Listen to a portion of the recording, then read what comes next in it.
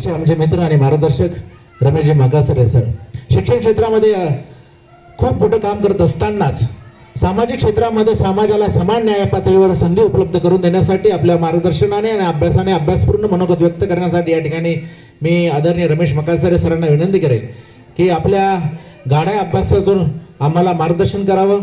अनेक वक्त्यांनी मार्गदर्शन केलेलं आहे, पण आपलं मार्गदर्शन हे नेमकं वेगळं असतं.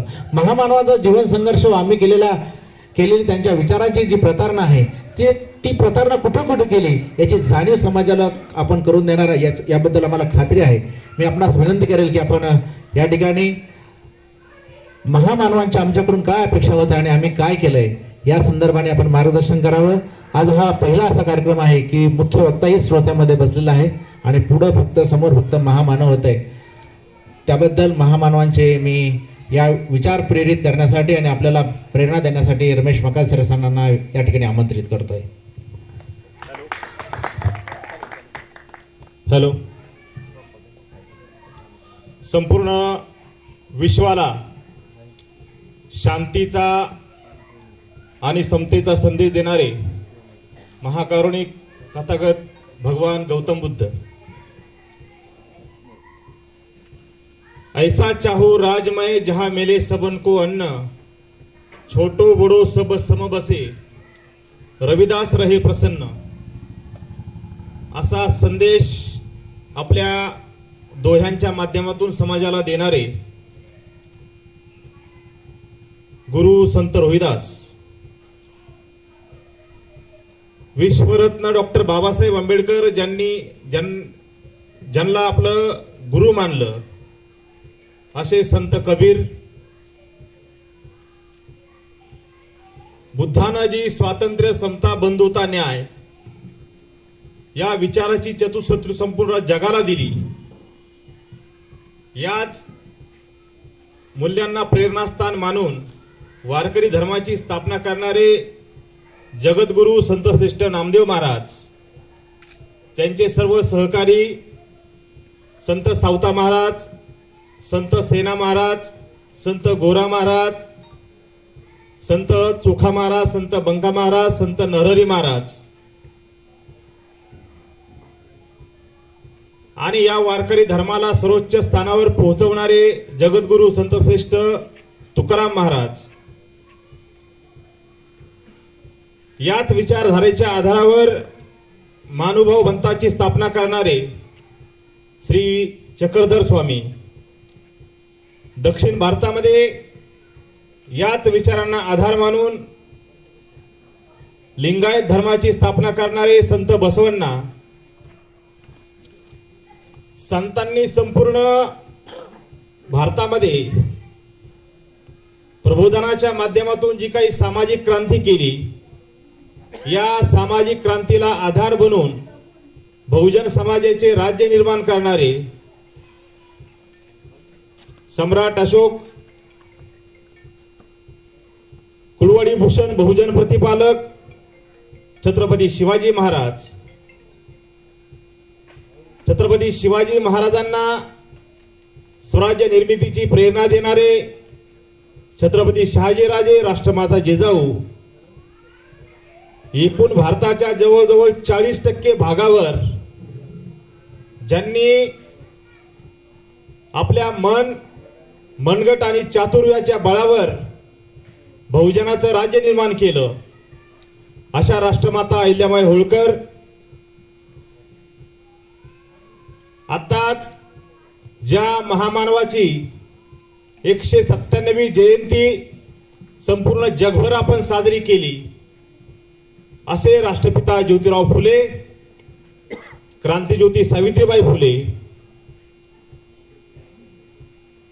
ज्यांनी बहुजन समाजाला आपल्या राज्याचा 50% हिस्सा आपल्या वाढदिवसाच्या निमित्ताने भेट दिला, असे लोकराजा राजर्षी शाहू महाराज, ज्या महामानवाची आपण या एप्रिल महिन्यामध्ये 14 तारखेला 133वी जयंती साजरी केली, असे विश्वरत्न डॉक्टर बाबासाहेब आंबेडकर, लोकशाहीर अण्णाभाऊ साठे, संत गाडगे बाबा आणि ज्या ज्या म्हणून बहुजन समाजातील महापुरुषांनी या देशामध्ये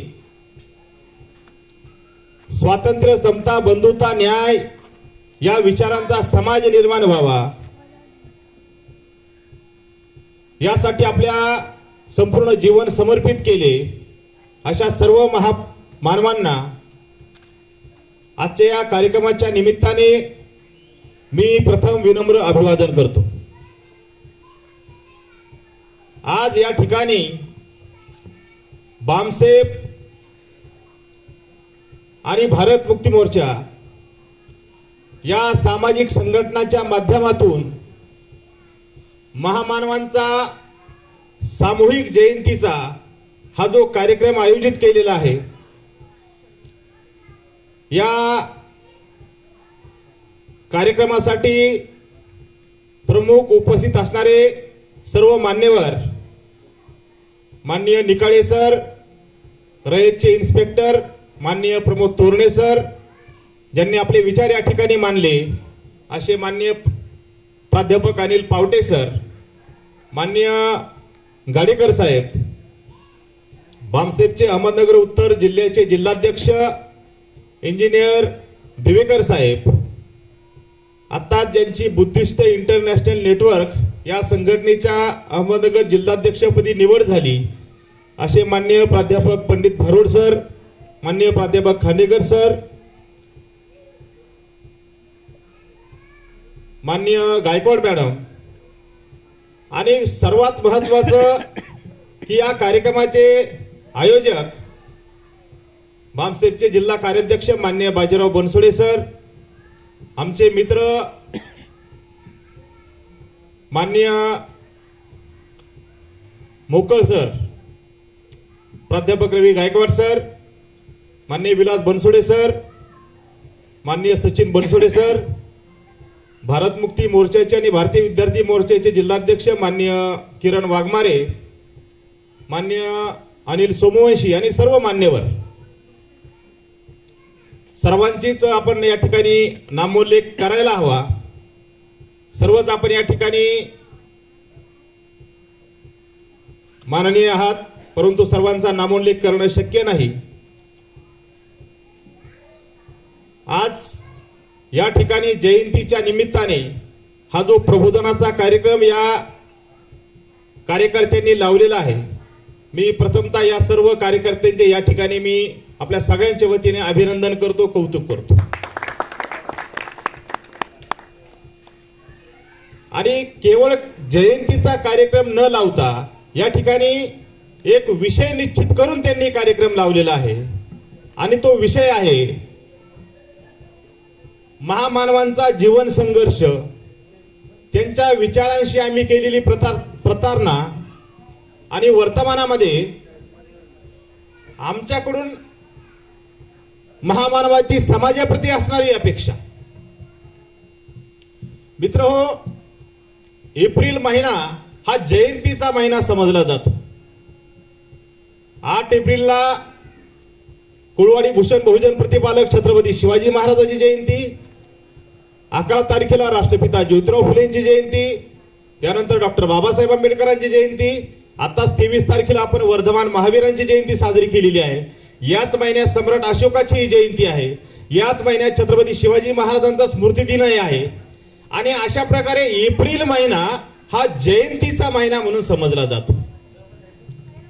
आणि म्हणून या महिन्यात संपूर्ण भारतामध्ये जयंतीच्या निमित्ताने मोठा जल्लोष असतो, मोठ्या स्वरूपावर कार्यक्रम केले जातात।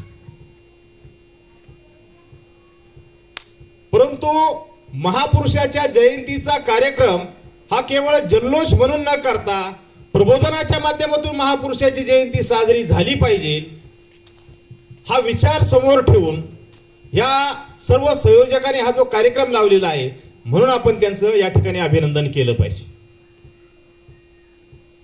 मित्रहो, वर्षभर आपण आपल्या महापुरुषांच्या जयंत्या साजऱ्या करत असतो, त्यांचे स्मृतिदिन साजरे करत असतो।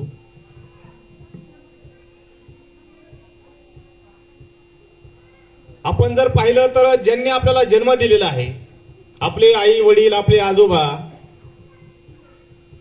आपल्या वाडवडिलांच्या इस्टेटीचे वारसानुसार आपण आज वारसदार आहोत. त्या सातबाऱ्यावर आपल्या वारसदार म्हणून नाव आलेलं आहे. ज्यांनी ती कमवलेली आहे त्यांच्या सुद्धा त्यांची जयंती कधी असते, त्यांचा स्मृतिदिन कधी असते आपल्याला माहीत नसतो. आपल्या वडिलांची जन्मतारीख, आईची जन्मतारीख आपल्याला माहीत नसते. ज्या आईनं आपल्याला जन्म दिलेला आहे, ज्या वडिलांना काबाड कष्ट करून आपल्या लहानचं मोठं केलेलं आहे, त्यांच्या कधी आपण जयंत्या किंवा स्मृतिदिन साजरा करत नाही. पण हे महापुरुष जे आपल्या रक्ताचे नाही, नात्याचे नाही, त्यांची आपण जयंती आणि स्मृतिदिन साजरे करत असतो. याचं कारण काय आहे? तर आपले जे आई वडील आहे, आपले जे वाड वडील आहेत, ते फक्त स्वतःच्या कुटुंबासाठी जगलेले आहेत.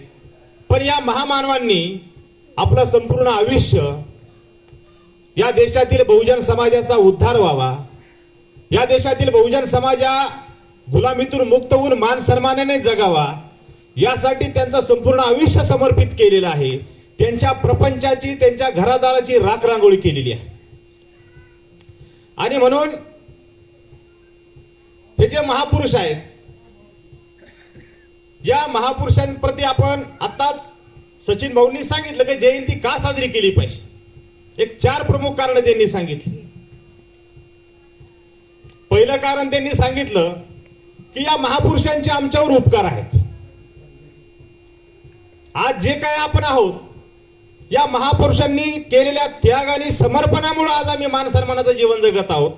हे जे बंगल्याची जी लाईन आहे, ही जी वसाहत आपली सुरू झालेली आहे, गावाबाहेर राहणारी माणसं, भटकंती करणारी माणसं, जंगलात राहणारी माणसं, बारा बलुतेदारी करणारी माणसं, या सगळ्या माणसांना भारतीय संविधानामुळे जे काही हक्काधिकार आम्हाला मिळाले, या हक्काधिकारामुळे आम्हाला शिक्षणाचा अधिकार मिळाला, नोकरी करण्याचा अधिकार मिळाला, संपत्ती जमा करण्याचा अधिकार मिळाला, मान सन्मानाने समाजामध्ये फिरण्याचा अधिकार मिळाला. या सगळ्या महापुरुषांनी केलेल्या त्यागामुळं, समर्पणामुळं आज हे सर्व चित्र निर्माण झालेलं आहे. आणि म्हणून त्यांनी जे काही आमच्यावर अनंत उपकार केलेले आहेत, त्या उपकाराप्रती कधीतरी आपण त्यांचं आभार व्यक्त केले पाहिजे. त्यांच्याप्रती कधीतरी आपण कृतज्ञता व्यक्त केली पाहिजे, त्यांना धन्यवाद म्हणलं पाहिजे. यासाठी आपण त्यांची जयंती साजरी केली पाहिजे. आणि ही धन्यवाद व्यक्त करण्यासाठी, त्यांचे आभार व्यक्त करण्यासाठी आपण त्यांना मानवंदना या जयंतीच्या निमित्ताने देत असतो. दुसरं कारण त्यांनी सांगितलं की आपल्या महापुरुषांनी जे आंदोलन चालवलं, त्यांनी जो काही संघर्ष केलेला आहे, या संघर्षाचा उद्देश काय होता, कशासाठी कुलवाडी भूषण बहुजन प्रतिपालक छत्रपती शिवाजी महाराजांनी हातामध्ये तलवार घेऊन स्वराज्य निर्माण केलं, कशासाठी राष्ट्रपिता ज्योतिराव फुलेंनी घरदार सोडून पत्नी सावित्रीबाईंना सोबत घेऊन बहुजन समाजाला शिक्षण सुरू केलं, कशासाठी शाहू महाराजांनी आरक्षण दिलं, कशासाठी अण्णाभाऊंनी चळवळ चालवली, हा जो उद्देश आहे तो उद्देश समजून घेणं. महापुरुषाचा आंदोलनाचा उद्देश काय आहे? बाबासाहेबांच्या आंदोलनाचा उद्देश काय आहे? फुलेंच्या आंदोलनाचा उद्देश काय आहे? हा उद्देश समजून घेतला पाहिजे. मग हा जो उद्देश आहे, हा उद्देश समजून घेऊन हा उद्देश पूर्ण झालाय काय? आज 2024 आहे. 1848 ला राष्ट्रपिता ज्योतिराव फुलेंनी सार्वजनिक जीवनात प्रवेश केला आणि पहिली शाळा सुरू केली. 1916 ला डॉक्टर बाबासाहेब आंबेडकरांनी सार्वजनिक जीवनात प्रवेश केला, आपलं आंदोलन सुरू केलं. 1956 ला त्यांचं महापरिनिर्वाण झालं. आणि आज वर्तमानामध्ये 1956 नंतर 2024 जवळजवळ 70 वर्ष झालेली आहेत. या 70 वर्षानंतर बाबासाहेब आंबेडकरांनी ज्या उद्दिष्टासाठी आंदोलन चालवलं, तो उद्देश वर्तमानामध्ये पूर्ण झाला आहे काय? जर झाला असेल तर तो कसा झाला? त्यासाठी आपल्या महापुरुषांनी कशा प्रकारे संघर्ष केला? जर काही काम अपूर्ण राहिलं असेल तर कोणतं काम अपूर्ण राहिलेलं आहे?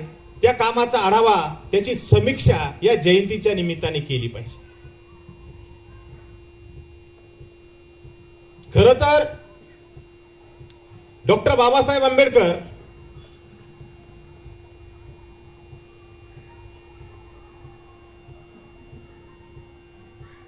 जिवंत असताना त्यांची जयंती साजरी करण्यासाठी मुंबईचे काही कार्यकर्ते बाबासाहेबांना भेटण्यासाठी दिल्लीला गेले. आपल्या महापुरुषाच्या आंदोलनाचा उद्देश काय होता? महापुरुषाची जयंती साजरी करत असताना कशासाठी जयंती साजरी केली पाहिजे हा संदेश डॉक्टर बाबासाहेब आंबेडकरांनी आम्हाला दिलेला.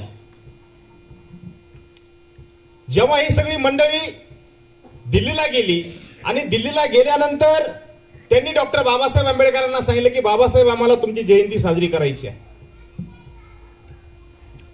बाबासाहेबांना व्यक्तिपूजा आवडत नव्हती. कोणत्याही व्यक्तीचा स्तोम माजवणं, त्या व्यक्तीची पूजा करणं, या गोष्टीच्या बाबासाहेब विरोधामध्ये होते. कारण कोणत्याही व्यक्ती, ज्यावेळेस एखादी व्यक्ती पूजा सुरू होते त्यावेळेस त्या व्यक्तीचे विचार खतम होतात. आणि म्हणून विचार जिवंत ठेवायचे असतील तर व्यक्तिपूजा बंद झाली पाहिजे किंवा व्यक्तिपूजा टाळली पाहिजे. मित्रहो, आपल्या सर्वांना माहिती आहे इस्लाम नावाचा एक धर्म आहे. 7व्या शतकामध्ये इस्लाम धर्माचा उदय झाला. इस्लामचे लोक अल्लाला मानतात आणि इस्लामचा संदेश, अल्लाचा संदेश समाजाला देण्याचं काम प्रेषित हजरत मोहम्मद पैगंबरानं केलेलं आहे. आपल्यापैकी कधी कोणी अल्लाचा फोटो किंवा प्रेषित हजरत मोहम्मद पैगंबराचं चित्र कोणी पाहिलंय का? 7व्या शतकामध्ये म्हणजे बुद्धानंतर जवळजवळ 1200 वर्षानंतर, बुद्धानंतर 1200 वर्षानंतर इस्लामचा उदय झालेला आहे. त्या अगोदर येशू ख्रिस्त आहे, येशू ख्रिस्ताच्या अगोदर बुद्ध आहे आणि बुद्धाच्या अगोदर वर्धमान महावीर आहे. वर्धमान महावीराचे पुतळे अवेलेबल आहेत. वर्धमान महावीर कसे दिसत होते ते अवेलेबल आहे. बुद्धाचे पुतळे अवेलेबल आहेत. येशू ख्रिस्ताचं चित्र अवेलेबल आहे. द लास्ट सपर नावाचं जे काही चित्र आहे लिओनार्दो विन्सीने काढलेलं आहे, हे चित्र अवेलेबल आहे. छत्रपती शिवाजी महाराजांचं चित्र अवेलेबल आहे. परंतु प्रेषित हजरत मोहम्मद पैगंबराचं चित्र अवेलेबल नाही. ते ज्याला देव मानतात त्या अल्लाचं चित्र अवेलेबल नाही. याचं काय कारण आहे? तर जाणीवपूर्वक प्रेषित मोहम्मद पैगंबरानं इस्लामचा संदेश देताना सांगितलं की जर जिथं चित्र आलं तिथं पूजा आली, जिथं पूजा आली तिथं विचार खतम होतात. आणि म्हणून विचार जिवंत ठेवायचे असतील तर मूर्तीपूजा किंवा व्यक्तिपूजा केली नाही पाहिजे हे डॉक्टर बाबासाहेब आंबेडकरांना माहित होतं. आणि म्हणून त्यावेळेस डॉक्टर बाबासाहेब आंबेडकरांनी आपल्या कार्यकर्त्याला सांगितलं की हे जयंती साजरी करणं बिरणं मला अजिबात बिलकुल आवडत नाही. तुम्ही काय माझी जयंती साजरी करू नका. पण जे कार्यकर्ते गेले होते ते हट्टाला पेटले होते, म्हणजे बाबासाहेब काही पण करा पण एकदा आम्हाला तुमची जयंती साजरी करू द्या, परत आम्ही तुमची जयंती साजरी करणार नाही, फक्त एकदा करू द्या. बाबासाहेब म्हणले नाही. बाबासाहेबाचं कसं होतं, बोले तैसा चाले त्याची वंदावी पाविले. जसं बोलले तसं बाबासाहेब वागले. आणि म्हणून बाबासाहेब व्यक्तिपूजेच्या विरोधामध्ये होते. नागपूरला ज्यावेळेस धर्मांतरासाठी बाबासाहेब आंबेडकर नागपूरला गेले त्यावेळेस ज्या मैदानावर धर्मांतराचा कार्यक्रम होता त्या ठिकाणी बाबासाहेब सकाळी सकाळी खुर्ची टाकून बसले होते, पेपर वाचत होते. त्यांच्या शेजारी सकाळ या वर्तमानपत्र, सकाळ किंवा तरुण भारत या वर्तमानपत्राचा पत्रकार माडगोळकर नावाचा पत्रकार त्यांच्या शेजारी बसला होता. बाबासाहेब असे पेपर वाचत होते आणि त्याच्याबरोबर गप्पा मारत होते. आसपासच्या लोकांना समजलं बाबासाहेब आले, बाबासाहेब आले, बाबासाहेब आले. आज 70 वर्षानंतर सुद्धा लोक बाबासाहेबांना देव समजतात. त्यावेळेसही बाबासाहेबांचे प्रचंड भक्त होते. त्या नागपूरच्या परिसरातले लोक मैदानावर बाबासाहेबांचं दर्शन घेण्यासाठी जमले आणि एकामागोमाग एक बाबासाहेबांचं त्यांनी दर्शन घ्यायला सुरुवात केली. दर्शन घेताना मात्र ते बाबासाहेबांच्या पायाला हात लावत नव्हते, कारण त्यांना माहित होतं की बाबासाहेबांना हे आवडत नव्हतं. पण ते बाबासाहेबांच्या लक्षात आलं आणि बाबासाहेबांनी काठीने सगळे लोक पिटाळले. मग त्या माडगोळकरनं बाबासाहेबांना सांगितले की बाबासाहेब, अहो, एवढा मोठा भक्त परिवार तुम्हाला मिळालेला आहे, असा भक्त परिवार कोणालाही मिळत नाही. तुम्ही यांना कुशाल खुशाल काठीनं हकलवत आहात. त्यावेळेस बाबासाहेबांनी सांगितलं की माडगुळकर, मला भक्त नको, मला विचारांचे प्रचारक प्रसारक हवे आहेत. राजा मिलिंद आणि भंते नागसेन यांचा एक संवाद आहे मिलिंद प्रश्न नावाच्या पुस्तकामध्ये. त्या मिलिंद प्रश्न नावाच्या पुस्तकामध्ये राजा मिलिंद त्या भंते नागसेनला प्रश्न विचारतो की धम्माचं पतन केव्हा होतं. धम्म म्हणजे काय? विचारधारा. कोणत्याही विचाराचं पतन केव्हा होतं. त्यावेळेस भंते नागसेननं 3 कारणं सांगितलेली आहेत. पहिलं कारण, जर तो विचार मुळात कमजोर असेल तर त्याचं पतन होऊ शकतं. दुसरं कारण सांगितलं, तो धम्म, तो विचार जर अनुकरण आणि अनुसरण करायला अवघड असेल तर त्याचं पतन होऊ शकतं. 2500 वर्षाच्या म्हणजे बुद्धाच्या अगोदर वर्धमान महावीरानं जैन धर्माची स्थापना केली, परंतु बुद्धाचा धम्म संपूर्ण आशिया खंडामध्ये पोहोचला. तेवढ्या ताकदीनं जैन धर्माचा प्रचार प्रसार होऊ शकला नाही. याचं कारण त्याचं अनुसरण आणि अनुकरण करणं अवघड आहे. बुद्धानं मध्यम मार्ग सांगितलेला आहे. आणि म्हणून जर विचाराचं अनुकरण आणि अनुसरण करायला तो जर विचार अवघड असेल तर त्याचं पतन होऊ शकतं, असं दुसरं कारण भंते नागसेननं मिलिंद राजाला सांगितलं. आणि तिसरं कारण सांगितलं की एखाद्या विचाराचं पतन तेव्हा होतं जेव्हा त्याचे प्रचारक प्रसारक नसतात. ही गोष्ट बाबासाहेबांनी माडगुळकरला सांगितली की मला माझ्या विचारांचे प्रचारक प्रसारक पाहिजे, भक्त नको. आणि म्हणून भक्तीला बाबासाहेबांचा विरोध होता. म्हणून बाबासाहेबांनी स्वतःच्या जयंती साजरी करायला विरोध केला, परंतु त्या लोकांनी खूप आग्रह केला, हातापाय पडले आणि बाबासाहेबांनी म्हणले एकदाच तुमची जयंती आम्हाला साजरी करू द्या. ते लोक नवयुग नावाचं साप्ताहिक चालवत होते. आणि मग ते म्हणले आम्ही नवयुग नावाच्या साप्ताहिकामध्ये तुमच्या जयंतीचा विशेषांक छापतो आणि त्या विशेषांकाचा प्रकाशनाचा कार्यक्रम ठेवतो आणि तुमची जयंती तुम्ही जे आम्हाला आता हे सगळं सांगितलेलं आहे हे तुम्ही आता समाजाला सांगा.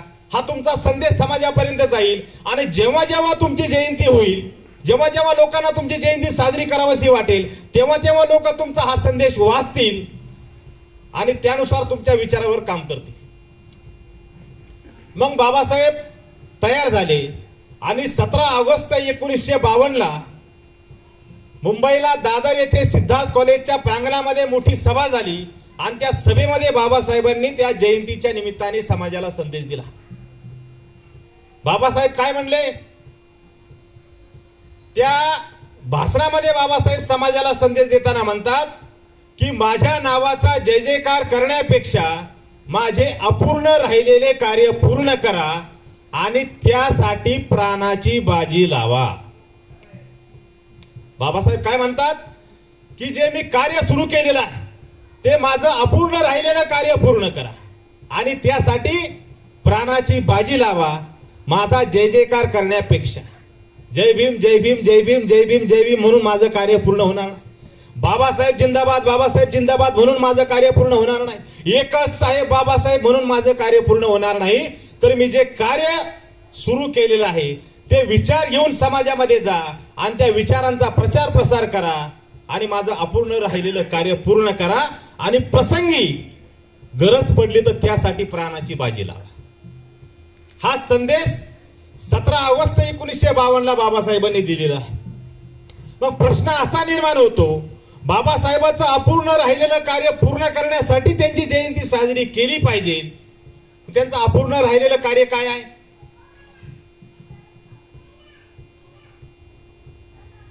डॉक्टर बाबासाहेब आंबेडकरांनी त्यांच्या संपूर्ण आयुष्यभरामध्ये जो काही संघर्ष केलेला आहे, हा संघर्ष करत असताना वेळोवेळी त्यांनी आपल्या जीवनाचा उद्देश स्पष्ट केलेला आहे. त्यातील महत्वाच्या 4 प्रमुख घटना तुम्हाला सांगतो. पहिली घटना 20 मार्च 1927, चौदार तळ्याचा सत्याग्रह. महाड येथे 20 मार्च 1927 ला 14 तळ्याच्या सत्याग्रहाच्या वेळेस बाबासाहेबांनी समाजाला संदेश दिला. त्यावेळेस बाबासाहेबांनी भाषणामध्ये सांगितलं की हा जो 14 तळ्याचा सत्याग्रह आहे, हा जो 14 तळ्याचा संघर्ष आहे, हा काही पाणी पिण्यासाठी संघर्ष केलेला नाही. हा 14 तळ्याचा संघर्ष हा पाणी पिण्याचा संघर्ष नसून हा स्वातंत्र्य, समता, बंधुता, न्याय या मानवी मूल्यांची प्रस्थापना करण्यासाठीचा संघर्ष आहे. आम्ही खूप तहानलेलो आहोत, आम्हाला कुठेही पाणी प्यायला मिळत नाही. यासाठी काय आम्ही इथं महाडला पाणी प्यायला इथं आलो नाही, किंवा हे 14 तळ्याचं पाणी पिल्यानंतर आम्ही अमारू, अशातला काही भाग नाही. बाबासाहेब म्हणतात की हा पाण्याचा संघर्ष नसून आजही आपण जर त्या ठिकाणी जर महाडला आपण भेट दिली असेल काही कार्यकर्त्यांनी, तर त्या ठिकाणी या घटनेचा एक स्मरणलेख, शिलालेख त्या ठिकाणी, त्या शिलालेखावर हे बाबासाहेबांचं वाक्य कोरलेलं आहे की हा पाणी पिण्याचा संघर्ष नसून न्याय, स्वातंत्र्य, समता आणि बंधुता या मानवी मूल्यांच्या प्रस्थापनेसाठीचा संघर्ष आहे. आपल्या जवळ येवला नावाचं गाव आहे. 13 ऑक्टोबर 1935 ला डॉक्टर बाबासाहेब आंबेडकरांनी धर्मांतराची घोषणा केली. आणि धर्मांतराची घोषणा करताना बाबासाहेबांनी सांगितलं की मी धर्मांतर का करणार आहे, कारण वर्तमान ज्या धर्मामध्ये माझा जन्म झालेला आहे त्या धर्मामध्ये स्वातंत्र्य, समता, बंधुता, न्याय या मानवी मूल्यांचा अभाव आहे. बाबासाहेबांना संविधान लिहिण्याची संधी मिळाली. संविधान लिहिताना जवळजवळ संविधानामध्ये 395 कलम आहे. या सर्व कलमाचा उद्देश काय, या संविधानाचा उद्देश काय असला पाहिजे, तर त्या संविधानाचा सारनामा त्या संविधानाच्या पहिल्याच पानावर लिहिलेला. शाळेतल्या मुलांना, आमच्या शिक्षकांना माहित आहे की आम्ही शाळेमध्ये दररोज त्या सारनाम्याचं वाचन घेत असतो परिपाठामध्ये. आम्ही भारताचे लोक, भारताचे एक स्वातंत्र्य, समता, बंधुता, न्याय या विचारावर आधारित असणारं राष्ट्र आणि समाज निर्माण करण्याचा संकल्प करतो. त्या संविधानाचा सारनामा काय आहे, संविधानाचा उद्देश काय आहे, हे संविधान कशाला जन्माला आलेलं आहे, हे संविधान कशासाठी लिहिलेलं आहे, तर या देशामध्ये स्वातंत्र्य, समता, बंधुता, न्याय या विचारांचा समाज आणि राष्ट्र निर्माण झालं पाहिजे. आणि जेव्हा डॉक्टर बाबासाहेब आंबेडकरांनी प्रत्यक्ष 14 ऑक्टोबर 1956 ला बुद्धाच्या धम्माची दीक्षा घेतली, त्यावेळेस बाबासाहेबांनी सांगितलं की अनेक धर्माच्या मला ऑफर आल्या, मग मी बुद्धाचाच मार्ग का स्वीकारला, तर बुद्धाच्या धम्मामध्ये स्वातंत्र्य, समता, बंधुता, न्याय या मानवी मूल्यांची व्यवस्था आहे. बुद्धाचा धम्म म्हणजे धर्म नाही, इतर जसे धर्म आहेत तसा बुद्धाची एक जीवन जगण्याची पद्धत आहे. बुद्धाचा एक विचार आहे, धम्म म्हणजे विचार. तो विचार बाबासाहेबांनी स्वीकारला. बाबासाहेबांनी त्यांच्या जीवनाच्या महत्वाच्या 4 प्रसंगी त्यांच्या जीवनाचा उद्देश स्पष्ट केला की या देशामध्ये मला स्वातंत्र्य, समता, बंधुता, न्याय या विचारांचा समाज आणि राष्ट्र निर्माण करायचं आहे. स्वातंत्र्य, समता, बंधुता, न्याय याचा अर्थ काय होतो की वर्तमान जी काही व्यवस्था आहे बाबासाहेबांच्या काळामध्ये जी काही वर्तमान व्यवस्था होती त्या व्यवस्थेमध्ये सर्वांना समान न्याय नव्हता. या व्यवस्थेमध्ये सर्वांबरोबर समान व्यवहार केला जात नव्हता. सर्वांना सर्व क्षेत्रामध्ये स्वातंत्र्य नव्हतं आणि सर्वांबरोबर बंधुभावाने व्यवहार केला जात नव्हता. या देशामध्ये जी काही समाज व्यवस्था आहे ती समाज व्यवस्था जातीवर आणि वर्णावर आधारित ती व्यवस्था ती होती. त्यावेळेस जी काही समाज व्यवस्था होती ती जातीवर आणि वर्णावर आधारित होती. त्याच्यामध्ये प्रमुख 4 वर्ण होते: ब्राह्मण, क्षत्रिय, वैश्य, शूद्र. या वर्ण व्यवस्थेमध्ये ब्राह्मणांना शिक्षण घेण्याचा अधिकार, शिक्षण देण्याचा पण अधिकार, ब्राह्मणांना शस्त्र धारण करण्याचा अधिकार, ब्राह्मणांना व्यापार उदीम करण्याचा अधिकार, जे क्षत्रिय आहेत त्यांना शिक्षण घेण्याचा अधिकार, देण्याचा नाही, शस्त्र धारण करण्याचा अधिकार, व्यापार करण्याचा अधिकार, वैश्यांना शिक्षण घेण्याचा अधिकार आहे परंतु देण्याचा अधिकार नाही, शस्त्र धारण करण्याचा अधिकार नाही, फक्त व्यापार करण्याचा अधिकार. आणि जे शूद्र आहेत त्या शूद्रांना मात्र या वर्ण व्यवस्थेमध्ये कोणतेही अधिकार नाही. शिक्षण घेण्याचा अधिकार नाही, संपत्ती धारण करण्याचा अधिकार नाही, शस्त्र धारण करण्याचा अधिकार नाही, शिक्षण देण्याचा अधिकार नाही आणि घेण्याचा अधिकार नाही. या वर्ण व्यवस्थेमध्ये शूद्र पूर्णतः अधिकार वंचित होते. या वर्ण व्यवस्थेमध्ये ब्राह्मणी ग्रंथामध्ये असं सांगितलेलं आहे की ब्रह्माच्या मुखापासून ब्राह्मणांचा जन्म झालेला आहे, ब्रह्मांच्या बाहूपासून क्षत्रियांचा जन्म झालेला आहे, आणि ब्रह्माच्या मांड्यापासून वैश्यांचा जन्म झालेला आहे, आणि ब्रह्माच्या पायापासून क्षुद्रांचा जन्म झालेला आहे. आपण पहा, कुठं जर गेलो तर आपण काय म्हणतो, कुठे एखाद्या देवस्थानावर इकडे तिकडे गेल्यावर आपण काय म्हणतो, कुठे गेलो होतो, कुठे गेलो होतो आपण, हा बरोबर, कुठं पाया पडायला गेलो होतो. आपण कुठं जरी गेलो तर आपलं स्थान कुठं आहे, क्षुद्राचं स्थान कुठं आहे, पायाजवळ आहे. पहा, अमेरिकेमध्ये युरोपमध्ये जर समजा चालताना बोलताना एकमेकाला धक्का लागला, पाय लागला, हात लागला तर काय म्हणतात एकमेकांना, सॉरी म्हणतात. आपण काय करतो, आपण जर एखाद्याला जर थोबडी धानली तर आपण त्याला सॉरी सुद्धा म्हणत नाही, पण चुकून पाय लागला तर आपण काय करतो, पाय पडतो. हात लागल्यावर पाय पडतो का, नाही. हात लागल्यावर पाया पडत नाही, पण पाय लागल्यावर मात्र पाया पडतो. त्याचं कारण काय आहे, तर हा जो पाय आहे हा पाय हीन आहे, या पायातून क्षुद्रांचा जन्म झालेला आहे. अशी ही जी व्यवस्था आहे, या व्यवस्थेमध्ये रामचरित मानसकार तुलसीदास म्हणतात, ढोल गवार पशु क्षुद्र और नारी यह सब है ताड़न के अधिकारी. आता काल परवा रामनवमीच्या निमित्ताने संपूर्ण भारतामध्ये तुलसीदासाला लिहिलेल्या रामचरित मानसची मिरवणूक काढण्यात आली. या तुलसीदासानं लिहिलेल्या रामचरित मानसमध्ये काय म्हणलेलं आहे, ढोल गवार पशु क्षुद्र और नारी यह सब है ताड़न के अधिकारी. ताड़न म्हणजे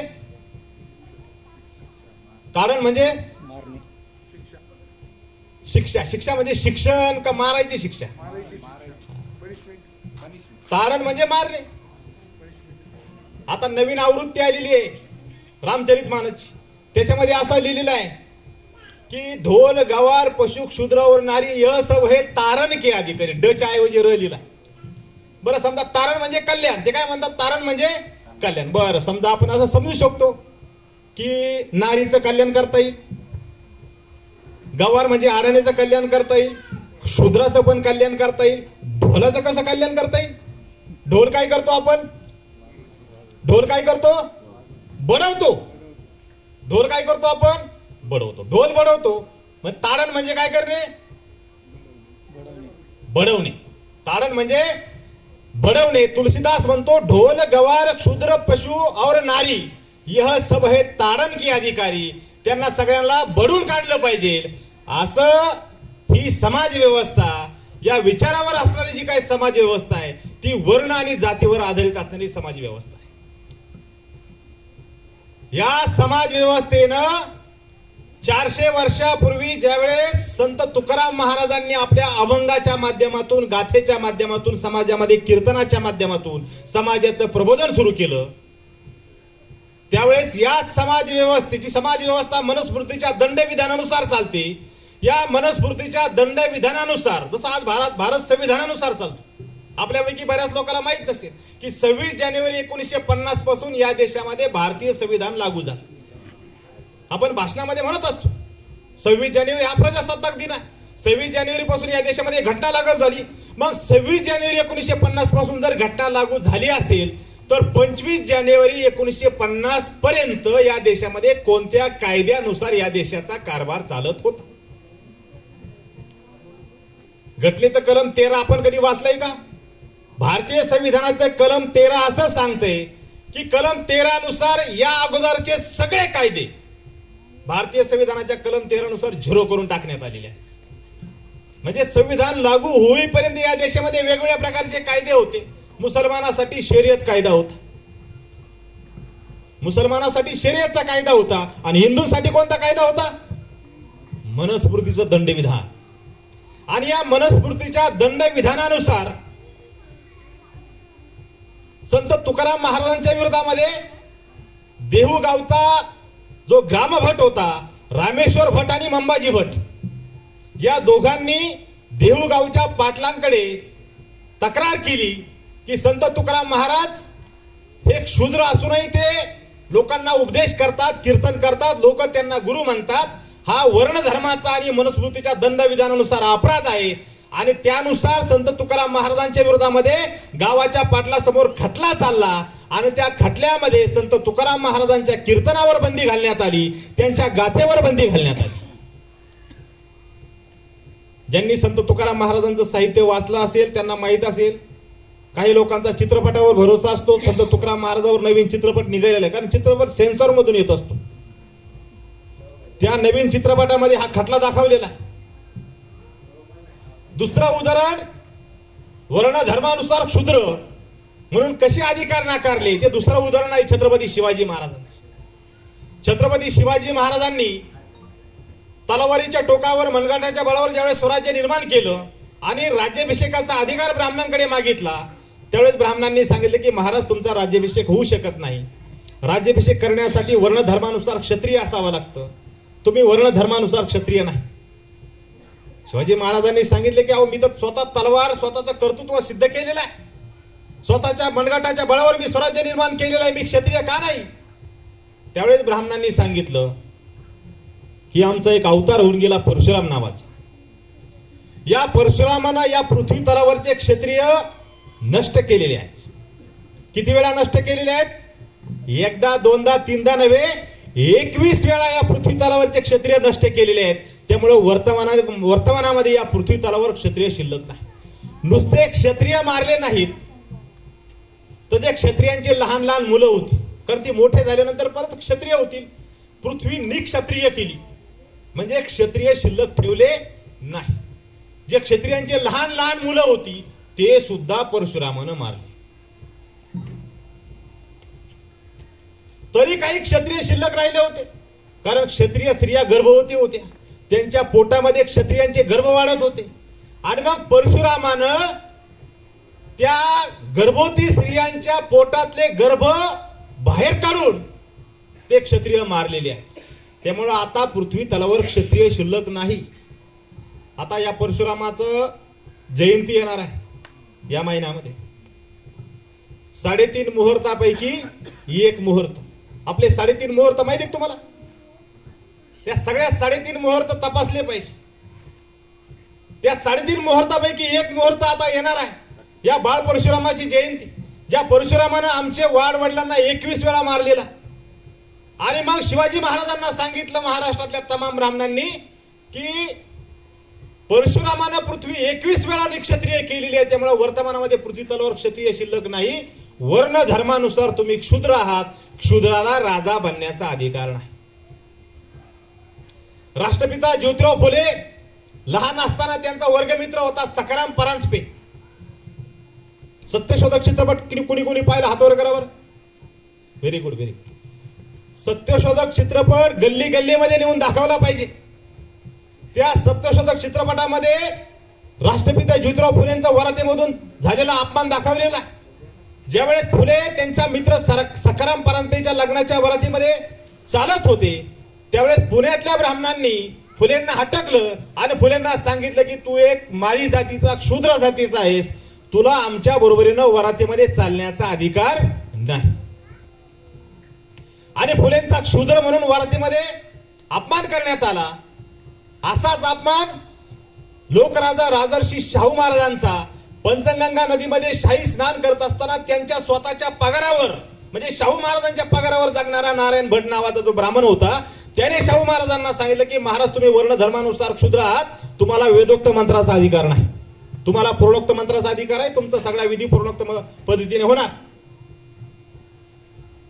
म्हणजे या देशामध्ये जी काही समाज व्यवस्था होती वर्ण आणि जातीवर आधारित असणारी होती, याचे तुम्हाला मी पुरावे सांगतो. एवढ्या शिवाजी महाराज, संत तुकाराम महाराज, राष्ट्रपिता ज्योतिराव फुले, शाहू महाराज, एवढ्या सगळ्या महान लोकांचा वर्ण धर्मानुसार क्षुद्र म्हणून या समाज व्यवस्थेनं मनुस्मृतीच्या दंड विधानानुसार अपमान झालेला आहे. आणि मला असं वाटतं वर्तमानामध्ये जे काही ओबीसी, मराठा, तेली, तांबोळी, कुणबी आहेत ते काही या महामानवापेक्षा निश्चित मोठे नाही. अशी ही वर्ण आणि जातीवर आधारित असणारी जी काही समाज व्यवस्था, भारताची जी काही समाज व्यवस्था आहे ती वर्ण आणि जातीवर आधारित असणारी. पहा, जात, आता जात काय भौतिक अवस्था नाहीये, कोणाच्या कपाळावर कोणाची जात लिहिली नाही. वर्तमानामध्ये आजही जाती व्यवस्था अस्तित्वात आहे. जी समाज व्यवस्थेनं शिवाजी महाराजांचा, फुलेंचा, संत तुकाराम महाराजांचा, शाहू महाराजांचा अपमान केला, त्याच समाज व्यवस्थेनं काल परवा या देशाची सर्वोच्च नागरिक द्रौपदी मुर्मू,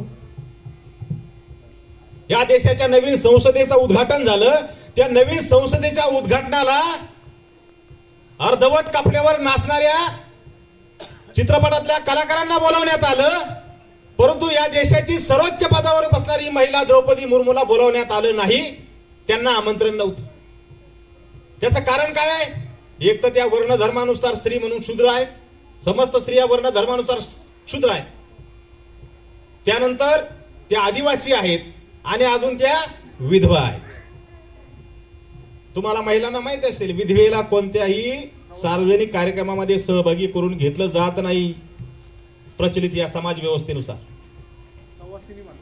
हा, आणि म्हणून या देशाची सर्वोच्च नागरिक असणाऱ्या या देशाच्या राष्ट्रपतीला त्या नवीन, त्या उघडे नागडे साधू त्या कार्यक्रमाला होते, चित्रपट कलाकार त्या कार्यक्रमाला होते, परंतु द्रौपदी मुर्मूला त्या कार्यक्रमामध्ये टाळण्यात आलं.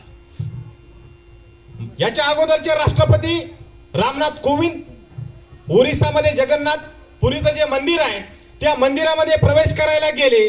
त्या मंदिरामध्ये ते सहकुटुंब प्रवेश करत असताना त्यांना त्या ठिकाणी अडवण्यात आलं. त्यांना सांगितलं, तुम्ही धर्म व्यवस्थेनुसार, वर्ण धर्मानुसार अस्पृश्य आहात आणि अस्पृश्याला मंदिरात प्रवेश करण्याचा अधिकार नाही. या देशाचा एक उपप्रधानमंत्री होता बाबू जगजीवन राम. बाबू जगजीवन राम या देशाचे पंतप्रधान होते, या देशाचे गृहमंत्री होते आणि त्यांच्या हस्ते बिहारमध्ये स्वामी संपूर्णानंद यांच्या पुतळ्याचं अनावरण झालं.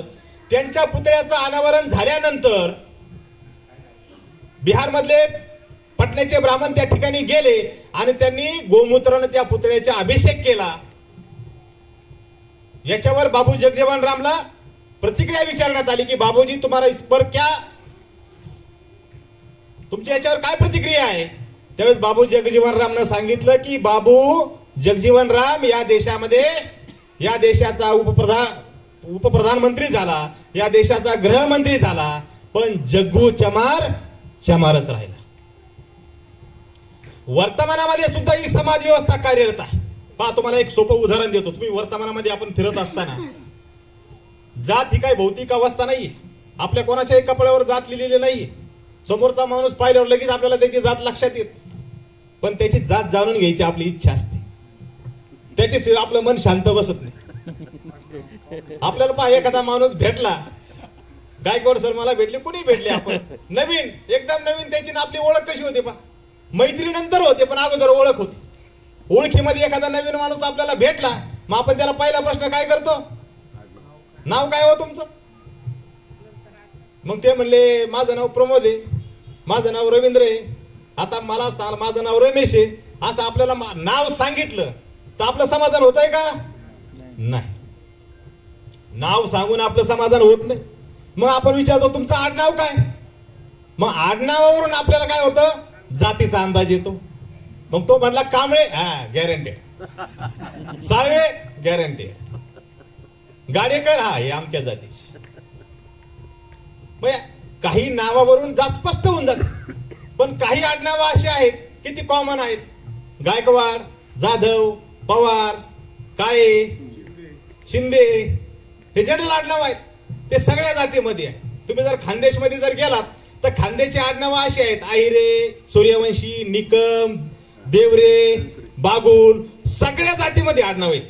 खानदेशमध्ये तुमचे कोणी असतील तर खानदेशमध्ये पहा तुम्ही की हे जे आडनाव आहेत, आहिरे, बागुल, निकम, सूर्यवंशी, त्याच्यानंतर बोरसे, त्याच्यानंतर देवरे, हे जे आडनाव आहे ते कॉमन सगळ्या जातीमध्ये आहे.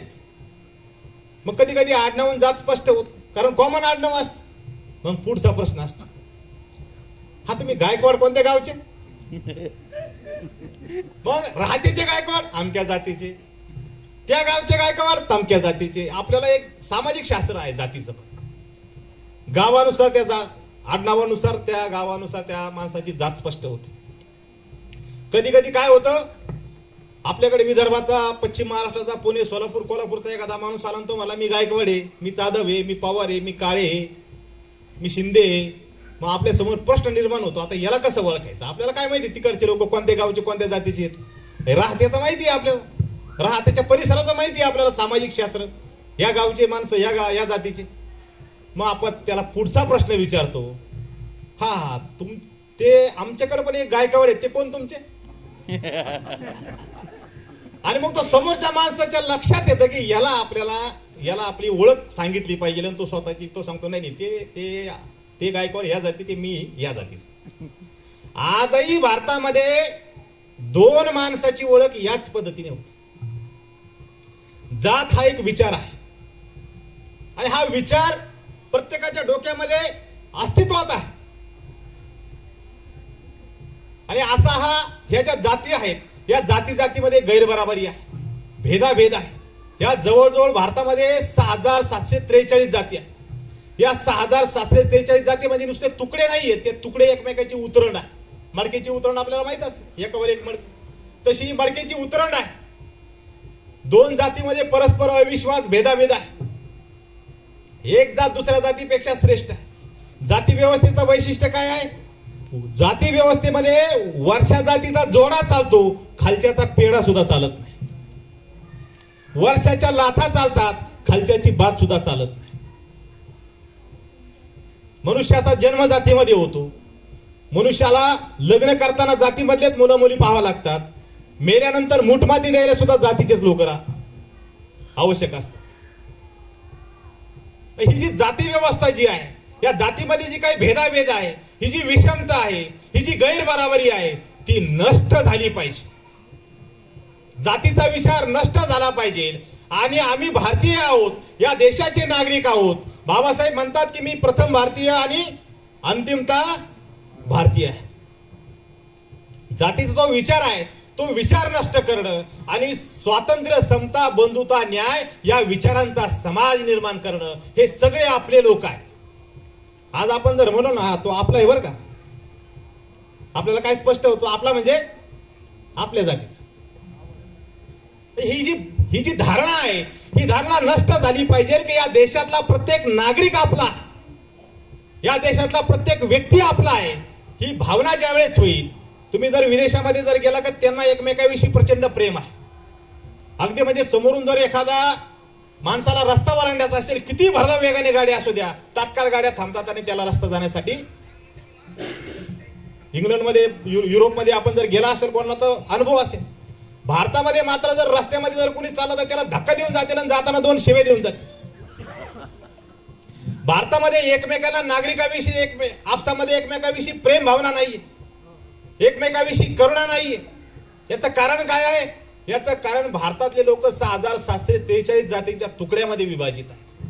आणि या तुकड्यांना जोडणं गरजेचं आहे. मग हे तुकडे कोणत्या विचाराच्या आधारावर जोडले पाहिजे?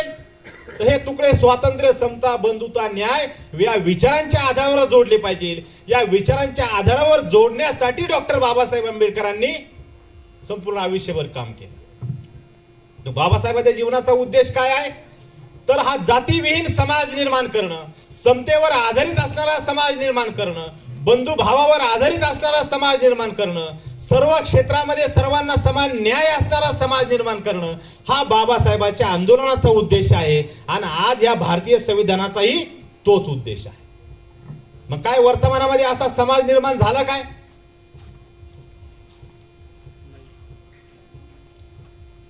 वर्तमानामध्ये अशा प्रकारचा समाज आपण जर पाहिलं, मी द्रौपदी मुर्मूचं उदाहरण दिलं, रामनाथ कोविंदचं उदाहरण दिलं, 2 राष्ट्रपतीचं उदाहरण दिलं. सर्वसामान्य समाजामध्ये तर सातत्याने या गोष्टी चालू असतात. आजही वर्तमानामध्ये समाजामध्ये जातीभेद आहे, आजही समाजामध्ये विषमता आहे. आणि म्हणून आजही वर्तमानामध्ये बाबासाहेबांचा उद्देश जर पूर्ण करायचा असेल तर जातींना जोडलं पाहिजे, जातीमध्ये बंधुभाव निर्माण केला पाहिजे. हे जे बाबासाहेबांचं अपूर्ण राहिलेलं कार्य आहे, जे कार्य बाबासाहेबांनी पूर्ण केलेलं आहे, ते कसं केलेलं आहे याचा अभ्यास आम्ही जयंतीच्या निमित्ताने केला पाहिजे. त्या सगळ्या गोष्टी आम्ही जयंतीच्या निमित्ताने जाणून घेतल्या पाहिजे. अपूर्ण राहिलेलं कार्य पूर्ण करण्यासाठी काय केलं पाहिजे? प्लॅन केला पाहिजे, नियोजन केलं पाहिजे. जयंतीच्या दिवशी नियोजन केलं पाहिजे.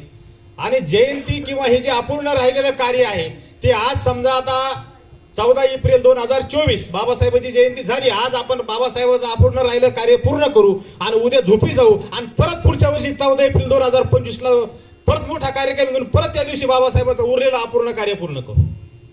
असं करून अपूर्ण कार्य पूर्ण होईल का? नाही. केवळ जयंतीच्या दिवशी काम करून बाबासाहेबांचं काम पूर्ण होणार नाही, तर हे काम वर्षाच्या 365 दिवस पूर्ण केलं पाहिजे. हे काम काय एका दिवसाचं काम नाही, हे 365 दिवस हे काम केलं पाहिजे. 365 दिवस सातत्याने बाबासाहेबांचा, फुलेंच्या, शाहू महाराजांचा, शिवाजी महाराजांच्या विचारधारेचा प्रचार प्रसार केला पाहिजे.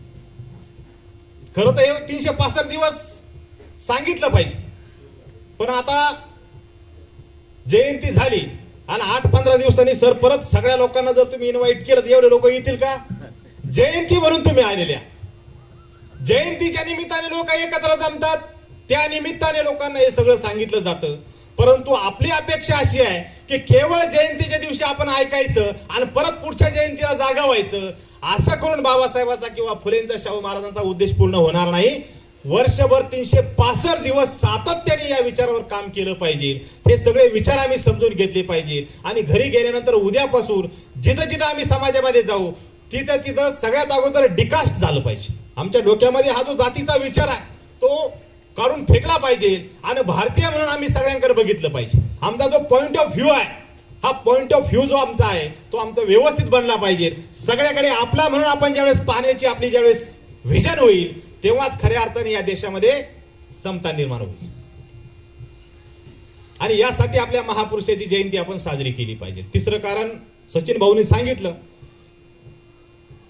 की महापुरुषांचं ज्यावेळेस महापुरुषांनी आंदोलन चालवलं, फुलेंनी आंदोलन चालवलं, शिवाजी महाराजांनी आंदोलन चालवलं, शाहू महाराजांनी आंदोलन चालवलं, बाबासाहेबांनी आंदोलन चालवलं, अण्णाभाऊंनी आंदोलन चालवलं. हे आंदोलन चालवत असताना त्यांना मदत करणारे लोक कोण आहेत? महापुरुषाला सहकार्य करणारे म्हणजे आमचे मित्र. आमचे मित्र कोण आहेत हे या निमित्ताने आम्ही जाणून घेतलं पाहिजे.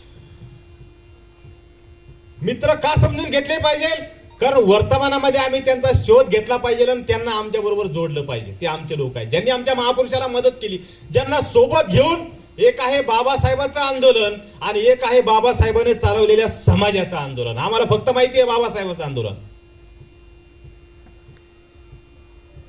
आम्हाला फक्त बाबासाहेबांचं आंदोलन माहिती आहे. बाबासाहेबांना चालवलेल्या समाजाचं आंदोलन आम्हाला माहित. आम्हाला फक्त फुलेंचं आंदोलन माहिती आहे, फुलेंनी चालवलेल्या समाजाचं आंदोलन आम्हाला माहित नाही. आम्हाला शिवाजी महाराजांचं राज्य माहिती आहे, परंतु शिवाजी महाराजांनी निर्माण केलेल्या समाजाचं स्वराज्य आम्हाला माहित नाही. ते या जयंतीच्या निमित्ताने आम्ही आमचे मित्र कोण आहेत ते समजून घेतलं पाहिजे. दुसरं, आमच्या महापुरुषांनी ज्यावेळेस आंदोलन चालवलं, महापुरुषांनी आंदोलन चालवत असताना आमच्या महापुरुषांना विरोध कोणी कोणी केला? आमच्या महापुरुषाला विरोध करणारे लोक कोण आहेत? आमचे शत्रू कोण आहेत? वर्तमानामध्ये आज ते काय करत आहेत? आम्ही शत्रूच्या टीम मध्ये आहोत का मित्राच्या टीम मध्ये आहोत? आमचे लोक आज काय परिस्थिती आहे? नाम बाबा का आणि काम मोहन भागवत का? आणि त्यामुळे शत्रू कोण आणि मित्र कोण याची सुद्धा आम्हाला पहिचान झाली पाहिजे. आणि चौथा उद्देश आहे जयंती साजरी करण्याचा की आम्हाला आमचा इतिहास या निमित्ताने माहीत करून घेतला पाहिजे. वर्तमानामध्ये निर्माण झालेल्या समस्याचं समाधान इतिहासामध्ये आपल्याला सापडणार आहे. म्हणून जो बाबासाहेब म्हणतात की जो कौम अपना इतिहास नहीं जानती वह कभी अपना भविष्य नहीं बना सकती. इतिहास कशासाठी असतो? इतिहास हा धडा घेण्यासाठी असतो. इतिहासापासून धडा घेतला नाही तर इतिहास धडा शिकल्याशिवाय राहत नाही. जयंतीच्या निमित्ताने आम्ही हा सर्व चळवळीचा इतिहास समजून घेतला पाहिजे आणि यासाठी महापुरुषाची जयंती आम्ही साजरी केली पाहिजे 4 गोष्टीसाठी. आता वर्तमानामध्ये जर आपण पाहिलं, आता काल 14 एप्रिलला बाबासाहेबांची 133वी जयंती, 11 एप्रिलला राष्ट्रपिता ज्योतिराव फुलेंची 197वी जयंती आणि काल 8 एप्रिलला 19 फेब्रुवारीला शिवाजी महाराजांची जयंती साजरी झाली. काय या उद्दिष्टासाठी या महापुरुषाची जयंती साजरी झाल्या का? आज या जयंतीची काय अवस्था आहे? आज या सर्व जयंत्यांना उत्सवाचं आणि एक प्रकारे हिळ स्वरूप प्राप्त झालेलं आहे. आम्ही आमचे महापुरुष 3 गोष्टीमध्ये बंदिस्त केलेले आहे. पहिलं म्हणजे जयंती, महापुरुषाची जयंती साजरी करायची, प्रतिमा लावायची, त्याच्यानंतर प्रतिमेला हार घालायचा, फ्लेक्स लावायचा, डीजे लावायचा, मिरवणुका काढायच्या. त्याच्यानंतर अभिवादन, जय भीम, जय ज्योती, जय शिवाजी. अभिवादनामध्ये आम्ही आमचे महापुरुष बंदिस्ती केलेले आहे. आणि तिसरं म्हणजे प्रतिमा, फोटो लावायचे त्यांच्या घरामध्ये. आम्ही आमचे महापुरुष हे 3 गोष्टीमध्ये बंदिस्त केलेले आहेत: प्रतिमा, अभिवादन आणि जयंती. आणि या जयंत्या कशा साजऱ्या केल्या जातात? मोठमोठे डीजे लावले जातात. डीजे बघितले का तुम्ही? आता आपल्याकडे बरेच बुजुर्ग लोक आहेत, एक 10 ते 15 फुटाहून त्या डीजेचा जो आवाज आहे त्या आवाजामुळे आपल्या हृदयाला व्हायब्रेशन होत. अनेक लोक त्या डीजेच्या व्हायब्रेशनमुळे हृदयविकाराने मेलेत. अशा प्रकारचे डीजे लावले जातात, मोठमोठे फ्लेक्स लावले जातात, मोठमोठ्या मिरवणुका काढल्या जातात. मिरवणुकीमध्ये चित्रपटांची गाणी लावली जातात.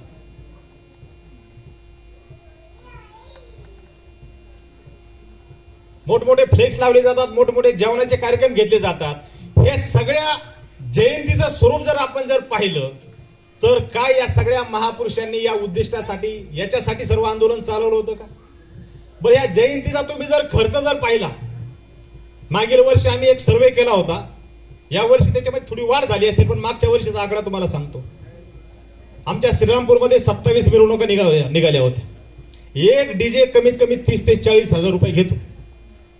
एक डीजे कमीत कमी 30 ते 40 हजार. एका गावामध्ये कमीत कमी 2, एका मंडळामध्ये भागत नाही, कमीत कमी 2 मंडळ असतात, 2 पार्ट्या, 2-3 गट, 2 मंडळ असतात. एका गावामध्ये कमीत कमी 1 लाख रुपये मागच्या वर्षी जयंतीला खर्च झाले होते. तर बाबासाहेबांची जयंती कुठं होती? ती काय फक्त आपल्या राहत्यामध्ये, नगरमध्ये, महाराष्ट्रामध्ये होत, जगामध्ये होती. जगातल्या कालच्या जगामध्ये 152 देशामध्ये बाबासाहेबांची जयंती साजरी झाली. भारतातल्या जवळजवळ 6 लाख गावामध्ये बाबासाहेबांची जयंती साजरी होते. डीजे लावला जातो, मिरवणुका काढल्या जातात, फ्लेक्स लावले जातात, जेवणावळी घेतले जातात, ऑर्केस्ट्राचे कार्यक्रम केले जातात, काही ठिकाणी लावण्याचे पण कार्यक्रम केले जातात. एका गावामध्ये मिनिमम 1 लाख रुपये खर्च केला जातो. 6 लाख गावं आहेत. शहरातला खर्च मी धरत नाही, एक ॲव्हरेज आपण 1 लाख गुणले 6 लाख जर पकडले तर गणिताचे कोणी शिक्षक असतील, गायकवाड सर, BSc आहात आपण, कोणी सांगेल का मला 6 लाख गुणिले 1 लाख बरोबर किती होतात? 6 वर किती शून्य? 6 वर 10 शून्य. 6000 करोड रुपये.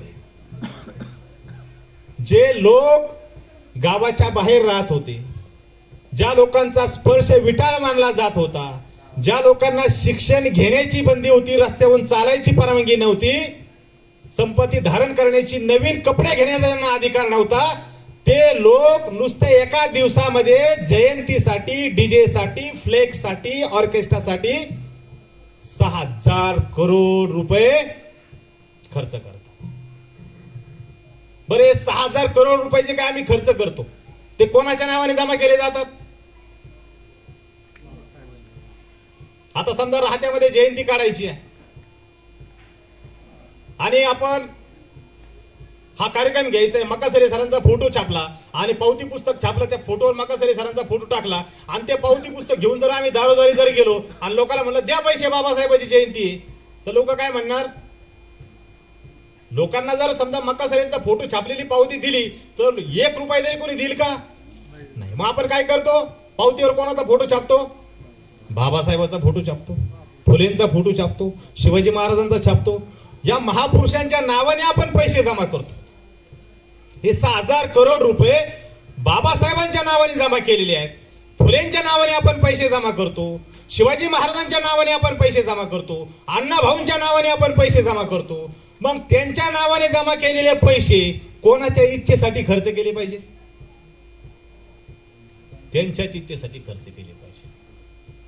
आता डीजे लावणं ही त्यांची इच्छा आहे का? नाही. ऑर्केस्ट्रा त्यांची इच्छा आहे का? नाही. लावण्याचा कार्यक्रम त्यांची इच्छा आहे का? नाही.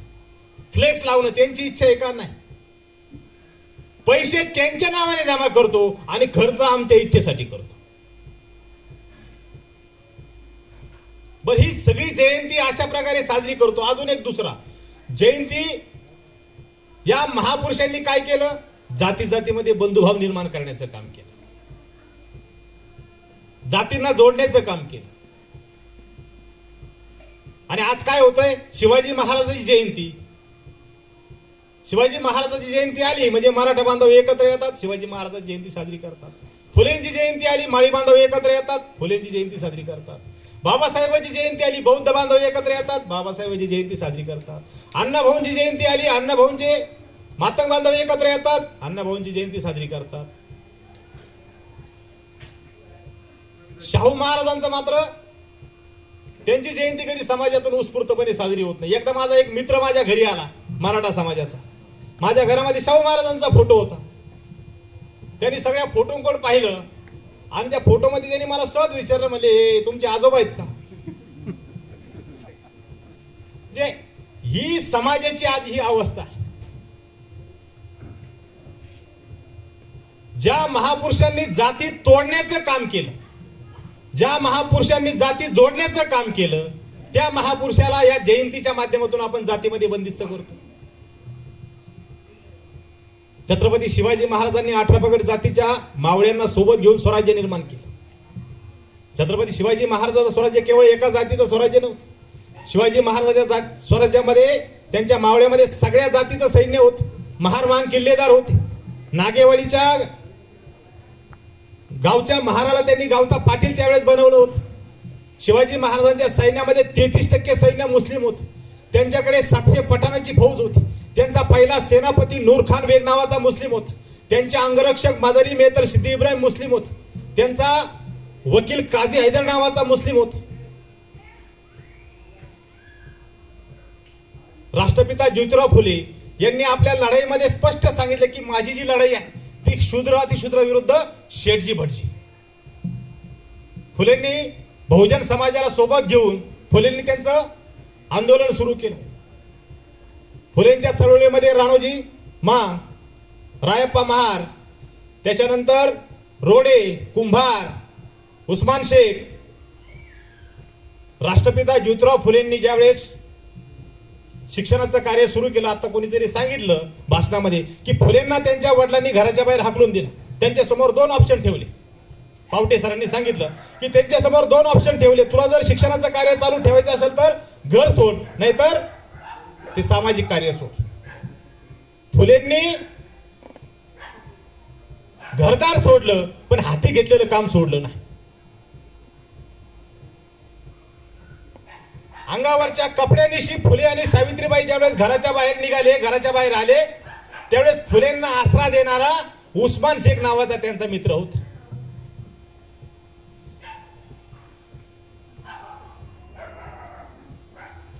त्या उस्मान शेखची बहीण फुले, म्हणजे उस्मान शेखनं स्वतःचं घर ज्योतिराव फुलेंना राहायला दिलं. आजही पुण्यामध्ये गंजपेठेमध्ये जर फुलेंचं घर तुम्ही जर पाहिलं तर ते जे घर आहे ते उस्मान शेखनं दिलेलं घर आहे.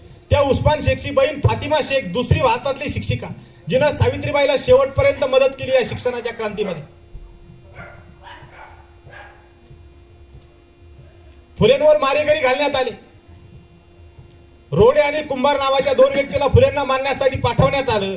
फुलेंनी त्यांना कन्व्हिन्स केलं आणि जे लोक मारण्यासाठी फुलेंना आले होते ते आयुष्यभर फुलेंचे पहारेकरी बनले. बाबासाहेबांनाही सर्व बहुजन समाजातल्या लोकांनी सहकार्य केलं. शाहू महाराजांनी शिष्यवृत्ती दिली, सयाजीराव गायकवाडांनी शिष्यवृत्ती दिली. ज्यावेळेस चौदार तळ्याचं आंदोलन, बाबासाहेबांनी चौदार तळ्याचं आंदोलन त्या ठिकाणी ठेवलं, त्या ठिकाणी सभेसाठी बाबासाहेबांना मैदान हवं होतं. कोणीही बाबासाहेबाला मैदान देत नव्हतं. त्यावेळेस त्या ठिकाणी फारुख अहमद पटेल नावाच्या माणसानं बाबासाहेबाला मैदान उपलब्ध करून दिलं. ज्यावेळेस 1946 ला संविधान सभेची निवडणूक होती, त्यावेळेस बाबासाहेबांना काँग्रेसने ऐलान केलं की बाबासाहेबांसाठी संविधान सभेचे दरवाजे काय, खिडक्या सुद्धा बंद राहतील. त्यावेळेस बाबासाहेबांना पश्चिम बंगालमध्ये मुस्लिम लीग आणि शेड्यूल कास्ट फेडरेशनचं सरकार होतं. मुस्लिम लीगनं बाबासाहेबाला संविधान सभेत पाठवलं. मुस्लिम लीगनं बाबासाहेबाला सपोर्ट केला. बाबासाहेब संविधान सभेत गेले. बाबासाहेबांनी संविधान लिहिलं. म्हणून त्या संविधानाच्या हक्काधिकारामुळे आज आम्ही माणसांमार्फत जीवन जगत आहोत. छत्रपती शिवाजी महाराजांनी बहुजन समाजाला सोबत घेऊन स्वराज्य निर्माण केलं. फुलेंनी बहुजनांना सोबत घेऊन शिक्षणाची क्रांती केली. बाबासाहेबांनी बहुजनांना सोबत घेऊन बाबासाहेबाचा पहिला पुतळा भाई माधवराव बागल नावाच्या मराठा माणसानं महाराष्ट्रामध्ये उभा केलेला आहे. भारतातला पहिला पुतळा, जगातला म्हणावा लागेल पहिला पुतळा.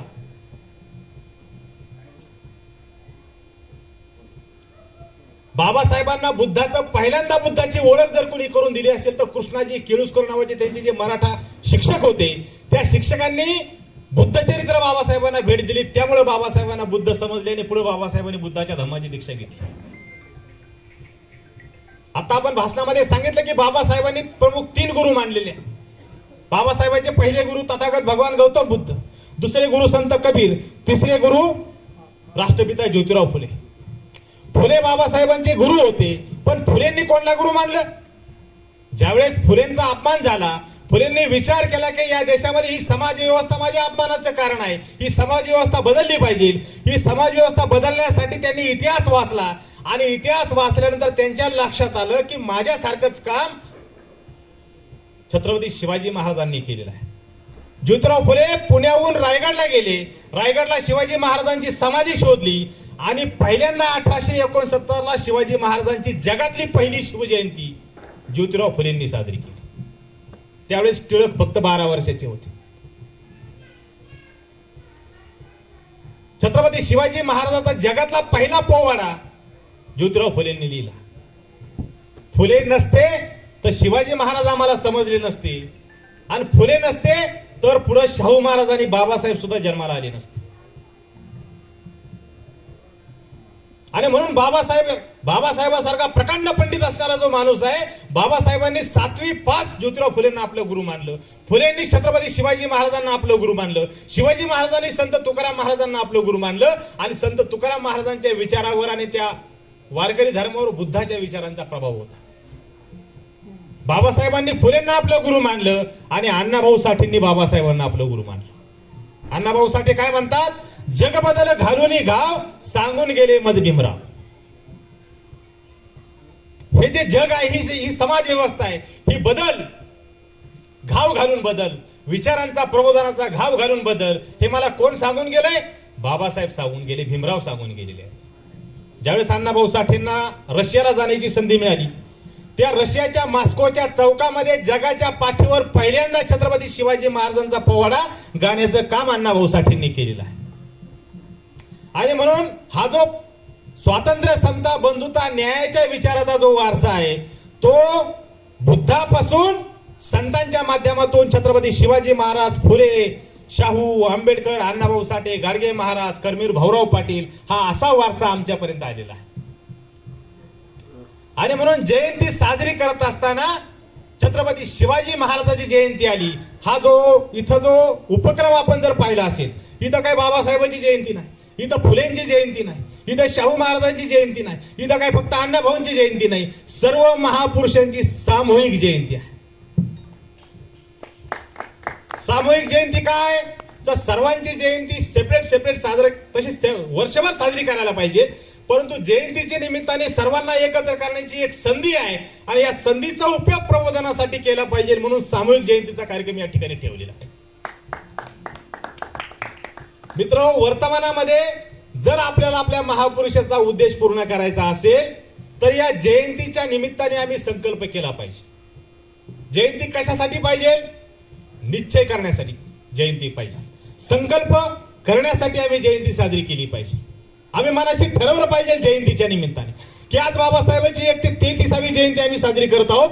134वी जयंती साजरी होत असताना वर्षभर 365 दिवस माझ्याकडे आपण नको त्या गोष्टीवर पुष्कळ गप्पा आणतो. या चावडीवर गप्पा मार, याच्या पंचित कर, त्याच्या पंचित कर, गावात याचं काय झालं, याची कोणी जिरवली, त्याची कोणी जिरवली, क्रिकेटचं काय झालं, अशा भरपूर गप्पा मारतो. स्त्रिया पण भरपूर गप्पा मारतात. तुम्ही ठरवलं दररोज फक्त एका नवीन माणसाबरोबर ओळख करायची. वर्षाला 365 दिवस आहे. 365 दिवस 365 लोकांबरोबर तुम्ही ओळख करू शकता. त्या 365 लोकांमध्ये फक्त तुम्ही 30 लोक जर स्पॉट केले ना, त्या 30 लोकांना वर्षभर वेगवेगळ्या प्रकारचे माहिती देत राहिलात, पुस्तक देत राहिलात, वेगवेगळ्या प्रकारचे व्हॉट्सअपवर मेसेज पाठवत राहिलात, त्यांना युट्यूबचे वेगवेगळ्या लिंक जर पाठवत राहिलात, महापुरुषांचे विचार जर सातत्याने वर्षभर त्यांना जर तुम्ही जर दिले फक्त 30 लोकांना, हो वर्षभर फक्त 30 लोकांना सातत्याने तुम्ही जर टच मध्ये ठेवलं आणि वर्षभर त्यांचं जर प्रबोधन केलं आणि त्या 30 मधले 3 लोक जरी चळवळीत कार्यकर्ते तयार जरी झाले तर खऱ्या अर्थाने महापुरुषाची जयंती साजरी होईल.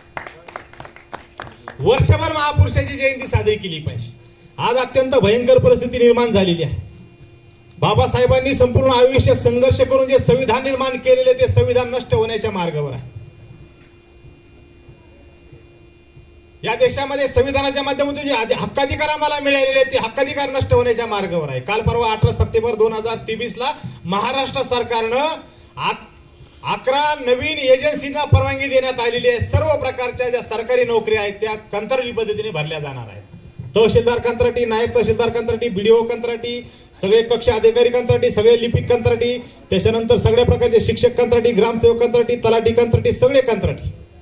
शिक्षकाचा पगार 12,500 रुपये. गावंड्याच्या हाताखाली जाणाऱ्या माणसाचा पगार 15,000 रुपये. हे कंत्राटीकरण सुरू झालेलं आहे. सर्व जिल्हा परिषदेच्या शाळा उद्योगपतींना दिल्या जाणार आहेत. नवीन शैक्षणिक धोरणामध्ये ज्या महाविद्यालयाचा पट 3,000 पेक्षा कमी आहे ती सगळी महाविद्यालय बंद होणार आहे. नवीन एज्युकेशन पॉलिसीमध्ये डिजिटल शिक्षणाच्या माध्यमातून आता तुम्ही जसं आता पहा फक्त ऍडमिशन घ्यायचं, 5वीच्या पोरांना ऍडमिशन घ्यायचं, 5वीला ऍडमिशन घ्यायचं, क्लास बाहेर लावायचं, 6वीच्या पोरांना ऍडमिशन घ्यायचं, क्लास बाहेर लावायचं. ही सिस्टीम येणार आहे. हे सगळं शिक्षण बंद होणार आहे, नोकऱ्या बंद होणार आहे, प्रचंड बेरोजगारी या ठिकाणी निर्माण झालेली आहे. आणि या देशामध्ये येणाऱ्या काळामध्ये संविधान बदलण्याचं षड्यंत्र या देशामध्ये चालू आहे. हे सगळं जर थांबवायचं असेल तर आज आम्ही निश्चय केला पाहिजे. आता आम्ही जे काही कार्यकर्ते आहोत आम्ही काही फक्त जयंतीच्या निमित्ताने आलो आणि भाषण देण्याचा कार्यक्रम आहे. हा एक तर तुम्हाला समजावून सांगण्याचा कार्यक्रम आहे. आणि आम्ही हे काम हा उद्देश पूर्ण करण्यासाठी पायाला भिंगरी लावून हे सगळे कार्यकर्ते सातत्याने वर्षभर तुमच्याकडे पत्रिका घेऊन येत असतात. सातत्याने वर्षभर आमचे कार्यक्रम चालू असतात. या विचारधारेबरोबर SC ST OBC मायनॉरिटी 6,000 जातींना जोडण्याचं काम भारतातल्या 6 लाख गावात बामसेप आणि भारत मुक्ती मोर्चाच्या माध्यमातून चालू आहे.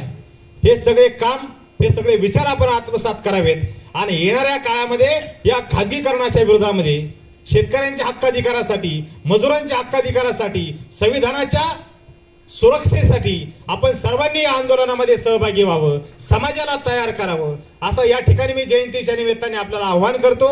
आज या जयंतीच्या निमित्ताने आपण मला या ठिकाणी बोलवलं, मला बोलण्याची संधी दिली, तुमच्याबरोबर संवाद साधण्याची संधी दिली, त्याबद्दल मी संयोजकाचे या ठिकाणी आभार व्यक्त करतो. आणि बऱ्याच वेळेपासून तुम्ही या माझ्या अगोदरही अनेक लोकांची भाषणं झाली, मी पण बऱ्यापैकी वेळ घेतलेला आहे, तरी तुम्ही शांतपणे माझे विचार या ठिकाणी ऐकले. मी आपणा सर्वांचे या ठिकाणी आभार व्यक्त करतो आणि थांबतो. जय जिजाऊ, जय शिवराय, जय ज्योती, जय क्रांती, जय भीम, जय लवजी. धन्यवाद सर.